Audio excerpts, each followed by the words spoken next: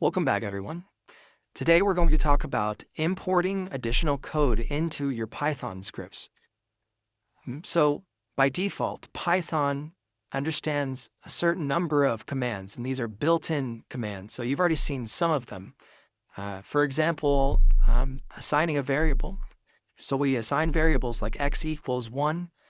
Python would understand what that means. It also understands the statement like if x less than y, then Python understands those kind of things. You've also seen loops. You've seen function definitions. So there's a bunch of things that by default Python understands. However, we want to make sure that our code or our scripts are as small as possible, right? And there's a bunch of functionality that exists that people have already written, or additional functionality in Python that's not turned on or included by default because we don't always need all of that functionality, right? So in Python, these are called libraries, and we can import libraries into our code as we need additional functionality. So the best place to start looking at libraries would be docs.python.org/3/library. And then this will, if you just look around a little bit, it'll show you different libraries that you can import. And then what those libraries can do for you. So then you can include additional functionality in your code without you having to write everything from scratch. Now, these are all documents or libraries that the Python organization kind of maintains or recommends, but there's a lot of other libraries that are available on, for example, GitHub that you can download from normal users. Or you can even write your own libraries and include them in your packages.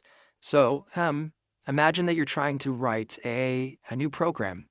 You could create libraries for your program and then include those libraries in any additional programs you write in the future, which is really common to do. So libraries are just additional code that you can include into your script, so you can use functions from that included code. So today, just to kind of demonstrate, I'm going to use one of my favorite libraries, which is the random library.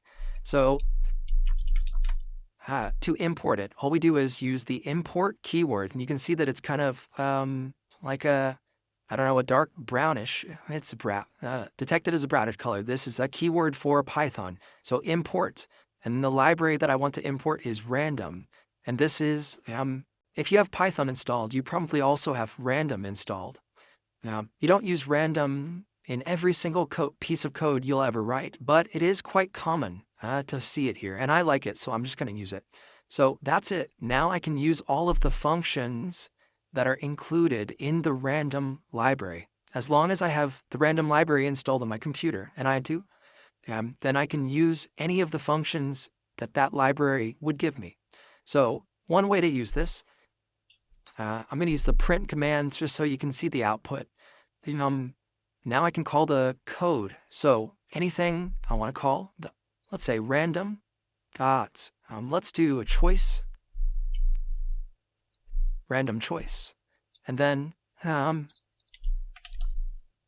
me type this all out and then explain it. Okay, you didn't know, right? So you already know what print means. So next is random, and this is basically saying import anything imported from random, use functions from that. This dot means a function or a method from that library, and then the function's name is choice. And I know that this is a function or a method because I have the brackets here like we saw in the last video with a parameter or an argument inside the function that I'm calling. So random has a function called choice, and then we can give it some sort of value, so we can send that to the function. Okay. So here, what am I actually sending to it? Well, this is a list or an array, if you remember from a couple videos back, and we just have a